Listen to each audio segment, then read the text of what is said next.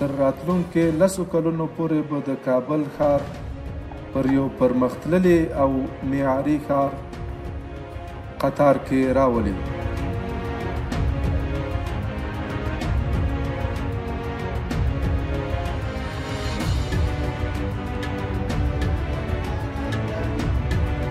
د پلو لارو او ګلدانونو جوړولو په برخه کې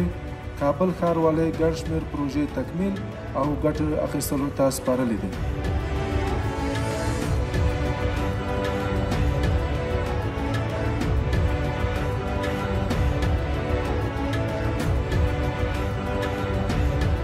در بحث سرکسازی شارعالی کابل در سال گذشته بیش از 83 کیلومتر سرک در شهر کابل اعمار کرده که سرک‌ها مختلف هستند.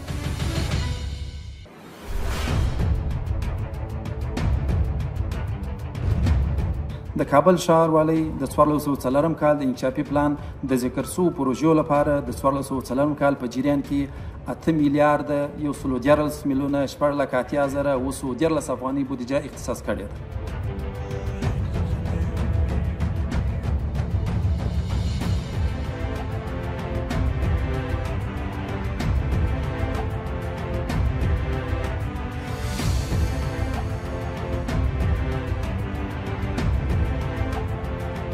همدا اوس د ښار په کچه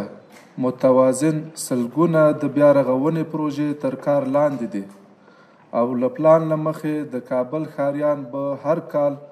د سلګونو ټولګټو او زیربنایي پروژې د کار د پیل او د بشپړېدو شاهدان وي. په ډاډ سره ویلی شم کومې زیربناوي او خدماتي پروژې چې په تیرو 4 کلونو کې ترسره شوي او یا هم ترسره کیږي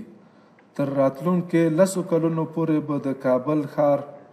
پر یو پرمختللی او معیاري ښار قطار کې راولي او دا تاریخي او فرهنګي ښار به د نړۍ د نورو معیاري ښارونو سره به سیال کړي ان شاء الله تعالی. د الله تعالی په توکل او د خدمت کولو قوي عزم او ارادې له مخې کابل ښاروالۍ په تیرو 4 کلونو په مختلفو برخو کې لکه د سړکونو زیربنا، ښاري پراختیا، سمسورتیا او د چاپیریال ساتنې پر برخه کې ګڼ شمېر پروژې تکمیل او ګټې اخیستنو ته سپارلې دي. دا چې په کابل ښار کې ترانسپورټي ګڼه ګوڼه، بیروبار او د نفوس زیات شتون یو له اساسي ستونزو د جملې څخه دی. کابل ښاروالۍ ترانسپورټي اسانتیاو ته د لاسرسي پر موخه ګڼ شمېر پروژې تکمیل او ګټې اخیستلو ته سپارلې دي. په تیرو 4 کلونو کې څه باندې 300 کیلومتر عمومي او فرعي سړکونه جوړ او ګټې اخیستلو ته سپارل شوي دي او یوازې د سړکسازۍ پر بخش کې 115 پروژې چې عملاً په کابل ښار کې کارونه جریان لري. بیا هم یادونه کوم سړکونه نه یوازې ترانسپورټي برخه کې بلکې د هیواد اقتصاد او د تجارتي شبکو په تمدید کې رغنده رول لوبوي. همدارنګه د ښار د پاک ساتلو، د زرغونو سیمو پراختیا، د پلو لارو او ګلدانونو جوړولو په برخه کې کابل ښاروالۍ ګڼ شمېر پروژې تکمیل او ګټه اخیستلو ته سپارلې دي. دا کارونه د کابل ښاروالۍ د مشرتابه او د کارکوونکو د بېدریغه هڅو د کابل ښار شریفو اوسیدونکو د همکارۍ په پایله کې ترسره شوي دي او موږ په خپل دې ماموریت ته پوره اخلاص، قوي عزم او ارادې سره دوام ورکوو ان شاء الله تعالی. اوس د پخوا په پرتله د کابل ښاروالۍ د خدمتونو د خلکو رضایت قناعت ترلاسه شوی دی چې دا د کابل ښاروالۍ ګټورو هڅو او فعالیتونو ښکارندویي کوي.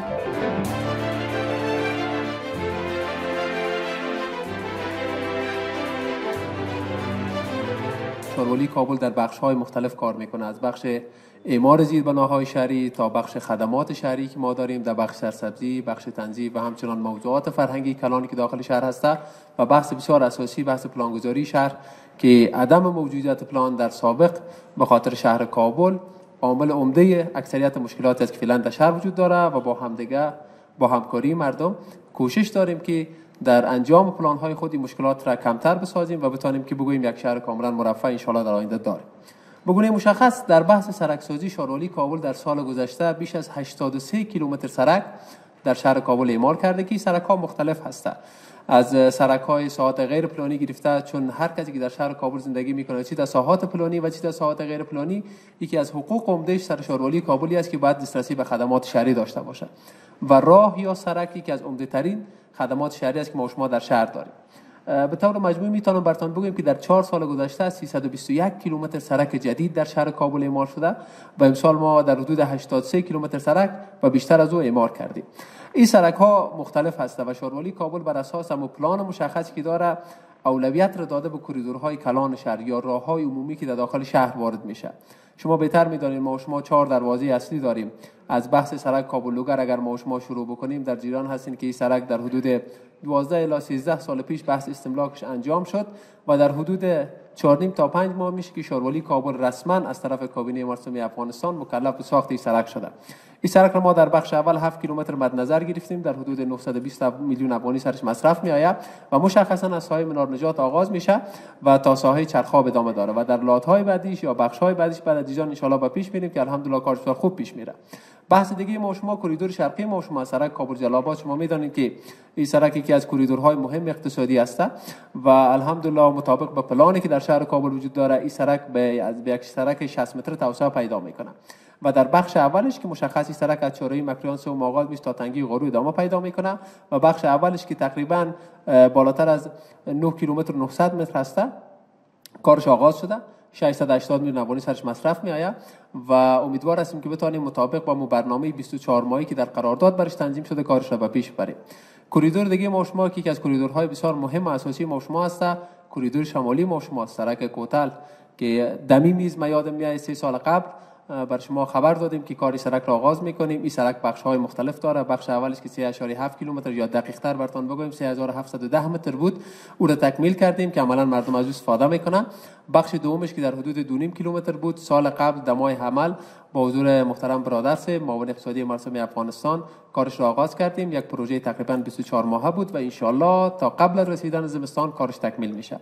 و بخش سومش هم در حدود 2 ماه قبل ما کارش آغاز کردیم که هم 3750 متر است و به شدت کارش ادامه داره. و اینو نباید فراموش بکنیم که سرک کوتل یک کوریدور کلان اقتصادی است. ما درک میکنم در جریان ساخت این سرک امکان داره برای کسایی که در اون ساحه زندگی میکنن مشکلات بیروبار و ترافیک به وجود آمده باشه، اما ان شاءالله با تکمیلی کوریدور دیگه او جنگجویای سابق در بخش ترافیک بود دیگه وجود نداره، چرا که دو سرک انشابی بسیار مهم دیگه ما از جدا کردیم که مشخصا شمال کابل را با غربش وصل میکنه که در حدود 7600 متر است یا 7.6 کیلومتر است و ما بالاتر از 96% کارش انجام شده. ان شاءالله تا یکی 2 ماه دیگه شاید افتتاحی هم خواد بودیم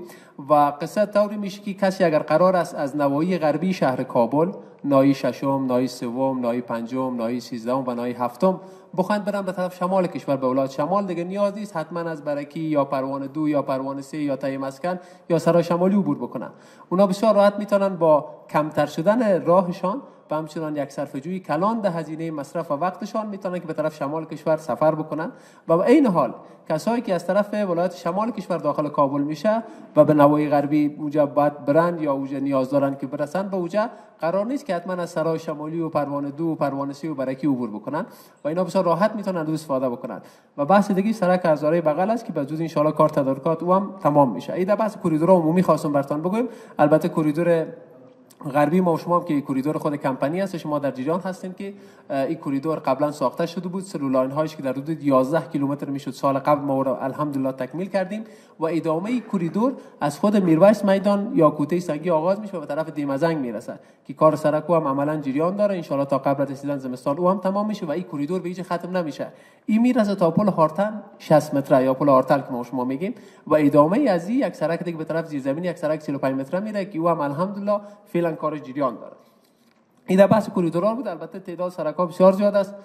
ما بر تمام رسانه‌های محترم یک کپی گزارش را هم دادیم و تمام سرک‌ها با جزئیاتش در شامل است. من فقط خواستم به عنوان نمونه یک یادآوری داشته باشم سر کوریدورهای مهمی که در شهر کابل هست که شما بهتر می‌دونید کوریدورها یا دروازه‌های ورودی شهر یک نقش کلانی در اقتصاد شهر بازی می‌کنند. نه بخش اقتصادی، بخش فرهنگی، بخش زیربنایی بسیار مهم است، چون وقتی که داخل یک شهر هم دخولش هم خروجش بتونه معیاری باشه، رفت آمد تسهیل می‌بخشه و فرصت‌های کلان اقتصادی را به وجود میاره. بحث بعدی که ما داریم بحث ترمیم سرک‌ها است. بدون شک زمانی که یک سرک ساخته میشه در کنار از او بحث حفظ و مراقبتش هم با او آغاز میشه. در سال گذشته ما بالاتر از 58 کیلومتر مربع سرک را در شهر کابل ترمیم کردیم که اگه بخوایم در جریان 4 سال براتون بگویم در حدود 390,000 متر مربع یا 390 کیلومتر مربع است که ما ایرا الحمدلله در شهر کابل تانستیم که بگونه مشخص اونا رو ترمیم بکنیم و ترمیم ما بخش‌های مختلف داره، کرکسلینگ داره و بخش‌های دیگه، چون سرک‌ها با حالت‌های مختلف امکان داره استهلاک شود. بعضی درزها یا کرک به وجود میاد که او را به یک شکل مشخص ما او را ترمیم می‌کنیم. بعضیشون نیاز است که بعضی قسمت‌هاش کات شود که در شهر کابل شما الحمدلله خودتان شاهد این موضوع هستید. بحث بعدی که ما داریم در شهر کابل بحث کانال ها است. ایرا ما شما همگی شاهدش هستیم که شهر کابل تا فی حالی که ما شما صحبت میکنیم به هیچ عنوان دارای یک کانسون عمومی و دقیق نیست. فلهذا شاروالی کابل مکلفیت خود میدانه که مدیریت آبهای سطحی در شهر را باید دست خود داشته باشه. به همین خاطر است که ما سالانه کانال‌های مختلف در شهر کابل ایجاد میکنیم، اما این را واضح میخوایم بگیم که هیچ کدام از این کانال‌ها نمیتونه نقش اساسی کانالسون را بازی بکنه. به این خاطر یک اقدام تدافعی است. اولی متوجه موضوع هستیم چون آب یکی از دشمنای کلان سرک است و نمیخوایم که از این نقطه زیربناهای شهری که شما میدانید که با بسیار پول هنگفت ساخته میشه ضرر ببینه. به همین موضوع ما در حدود 561 کانال و جوی هم در شهر کابل داریم که الحمدلله در تشکیل 1-2 سال قبل ما یک آمریت مشخص به خاطر کار ساخته شده که سال به 12 ما آمریت پاکاری کانال ها است که تحت ریاست محترم تنظیف کار میکنه. سال به 12 ما وظیفهشان پاکاری کانال است و این کار را به پیش میبرن و جریان داره. در کنار این موضوع شاروالی کابل با توجه به فعالیت هایی که انجام میده در بخش زیربنایی مسئله تنویر بر ما بسیار مهم هست. شاروالی کابل نصب فعال نمودن 90,085 عدد پایه و چراغ جدید در کنار سرک میدان هوایی، چهارراه شهید، سرای شمالی و سرک چهارقلای چهارده‌ای. یکی از فعالیت‌های مهم ما در سال گذشته بوده. ما بحث تنویر را هم مثل ساخت سرک‌ها، مثل خط اندازی سرک‌ها در دستور کار خود داریم. البته در بحث تنویر هم ما موضوعات بسیار مهم دیگه داریم که او هم ترمیم هسته. ما به گونه مشخص به تعداد 10,509 عدد چراغ دیگر در امسال ما ترمیم کردیم. او بحث چراغ‌های جدید نصب شده ما بود و این بحث ترمیم بود که در شهر کابل به گونه اساسی جریان داره. در کنار این موضوع یک بحث کلان دیگه ما بحث آدرسیابی است در شهر کابل. شما همگی در جریان باشین. شاروالی کابل سال قبل در حدود 6 ناحیه را در پلان خود داشت، ناحیه 3، ناحیه 4، ناحیه 5، ناحیه 6 و ناحیه 12 که الحمدلله با موفقیت کارش را به پیش برده و امسال هم 7 ناحیه دیگر در پلان خود داریم که عملا نواحی 1، 2، 8، 11، 15، 16 و 17 می باشه و مطابق با پلان کاری که ما در امسال داریم ان شاء الله این نواحی را هم بحث آدرسیابی و لوحه‌هایی که نیاز است این ان شاء الله تکمیل میشه و به سال بعد نواحی باقی مانده را کار میکنیم که از نواحی که ما براتون یاد کردم امسال ما شما در پلان داریم تقریبا 2 ناحیه در حالت اجرا است، 2 ناحیه در حالت دیزاین است و 3 ناحیه دیگه در حال تدارکات است که شامل پلان امسال ما میشه و او را ما به پیش میبریم. بحث بعدی که در شهر کابل وجود داره و دومین سکتور مهم ما را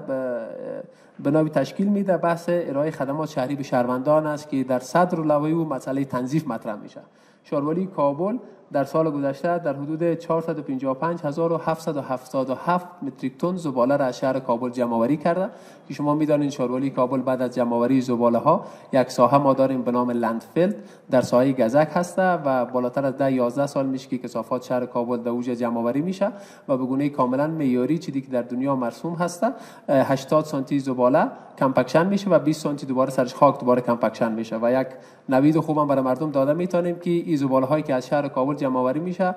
در دنیا در کل زباله ها رو به نام طلای سیاه یاد میکنن و شرکت های مختلف، نهادهای مختلف انشالله دور نخواد باش که با شهروالی کابل قراردادهای در این راستا داشته باشه که پس دوباره بتانیم از یک مفیدیت اقتصادی هم به خاطر محیط زیست و هم به خاطر شهر کابل به وجود بیاریم. چون شما میدانید که مسئله ریسایکل یا بازیافت زباله ها یک بحث کلان در دنیا است و ما میتونیم از این زباله ها در کنار تولید بعضی از مواد مانند گاز و بحث های دیگه حتی تاقیر و بعضی موارد بازیافتی دیگر هم داشته باشیم که در این راستا شهرواسی محترم کابل ده ها جلسه را با نهادهای مختلف داشته و ان شاء الله امیدوار هستیم که به زودی موضوع به پیش بره و بتونیم که ما از این طلای سیاهی که فعلا زیاد انبار شده یک منفعت اقتصادی و همچنان منفعت محیط زیستی کلان را داشته باشیم.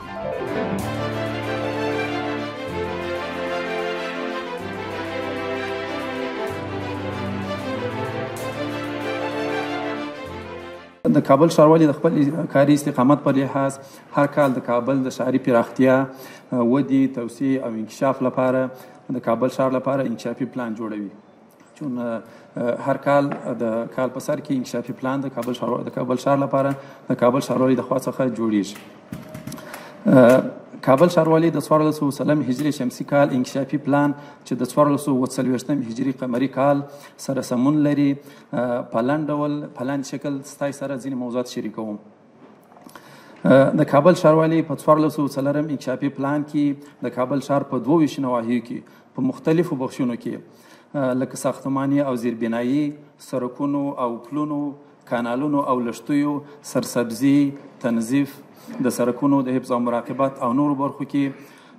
ټول ټال 258 پروژې شاملې دي. د دې جملې څخه په زیربنایي د سړکونو او پلونو 146 پروژې، 22 پروژې د سرسبزۍ، پارکونو او شنو ساحو اړوند، 10 پروژې د کابل ښار د تنظیفي خدماتو اړوند، 9 پروژې د کلتوري خدماتو اړوند، 14 پروژې د سړکونو، کانالونو او نورو عام المنفعت اساساتو د حفظ او مراقبت اړوند، 9 پروژې د ښاري پراختیا، پلانګذارۍ او تنظیمي مجدد اړوند،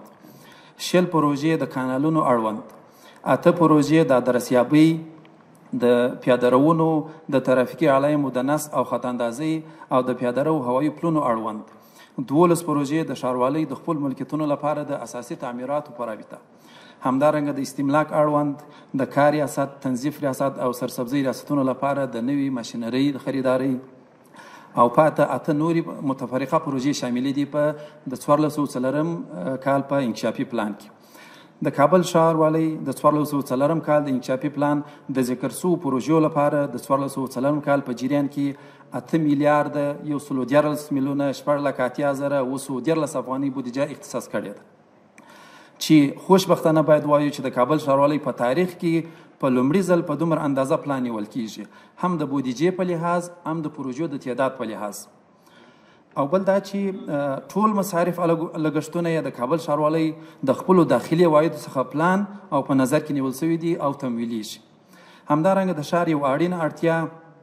تاسو ته ټول معلومه ده چې ښاري تشنابونه دي. پلان لرو چې د کابل ښار د مختلفو نواحیو په مزدحمو نقاطو کې 38 بابه تشنابونه چې هر باب تشناب د 10 څخه اضافه تشنابونه ولري په نظر کې نیول شوي دي. کابل ښاروالي پلان لري چې ټول هغه موټر او ترافیک چې کابل ښار ته داخليږي تر ممکنه حده پرته لدی چې په ښار کې د ازدحام سبب وګرځي پر نویو بدیلو سړکونو چې د ځینو عملي چارې شروع شوي دي او ځینې لا د ډیزاین او تدارکاتو په مراحلو کې دي چې عملاً به کارونه شروع شي. یادوري باید وکړو چې د محترم ښاروال صاحب تاکید همیشه موږ ته دا وي چې تاسې په پلان کې اساسي او زیربنایي پروژو ته ترجیح ورکړئ، اساسي سړکونو ته ترجیح ورکړئ تر څو د ښار د ازدحام د غوټه خلاص شي. نو د همدې خاطر مو د کابل د څلورګونو لارو څخه چې ښار ته داخليږي، که د کابل شمال دی، د کابل جنوب دی، د کابل شرق دی او غرب دی، دې لپاره مو بدیل سړکونه په نظر کې نیولي دي چې په لنډ او خلاص شکل استې سره شریکوم.